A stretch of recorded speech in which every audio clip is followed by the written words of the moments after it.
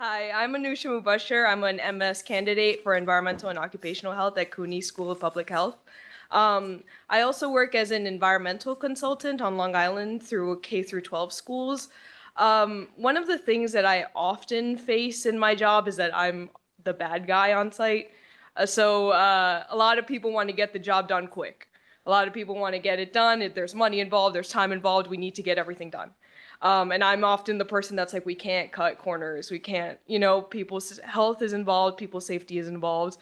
So my question is, from your perspective, how can professionals like me sort of approach telling people the real risks of asbestos exposure while also like maintaining trust and hope rather than like inciting fear and like dismissal? Because a lot of the times when I talk to teachers, when I talk to contractors and stuff, it's either like, what is asbestos? Asbestos doesn't really matter. It's not like that important. Or like really just fear, like, oh my God, I can smell the asbestos. I've heard that before. So it just like, how do you guys approach just telling like the average person about asbestos rather without inciting fear in them in some way or dismissal? The truth is that asbestos is a deadly fiber. Asbestos is present in the environment.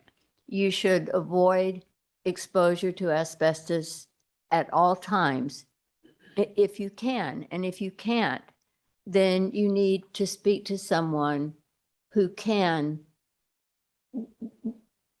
fix it so that neither you nor anybody else is exposed.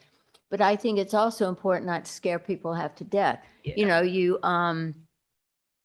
you explain to them, depending on how much time you have, that this is a fiber that causes cancer. It causes lung disease.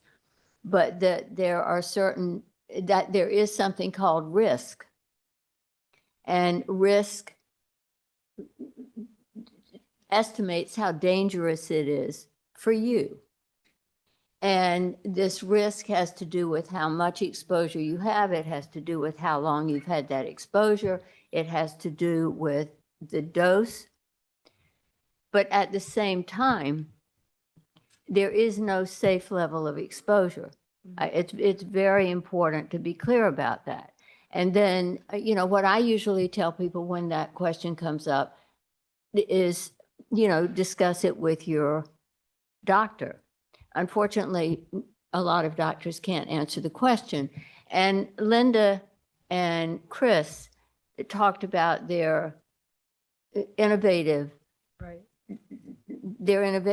And I think putting stuff on the internet, on the web is useful, but Linda and I have actually talked about maybe getting an app that people could put on their phone that might have some basic information about asbestos. You could go to the app, I've been exposed, what does this mean? Whether that's possible or not, I don't know. I am the opposite of IT, That's in the works of the app. Thank you. So anyway, that's my. Thank you for your question. We appreciate how difficult that can be. Can I add something to that? Just a quick statement about Bob Sussman's assessment. I think the way you outlined the legal hoops that have had to be jumped through and what needs to be done to get something passed that's so simple, that's nonpartisan, that we know will save lives, is just, it's incredible that we have to go through this to just ban something that causes cancer, and everybody knows it.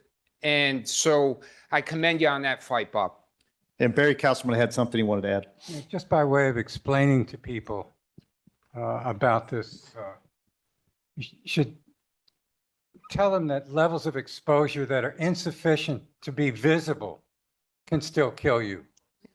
It's not just the dust you can see that you have to worry about. Levels of exposure below the visible amount can also be quite lethal, and that's been known since the 1930s, by the way. Thank you.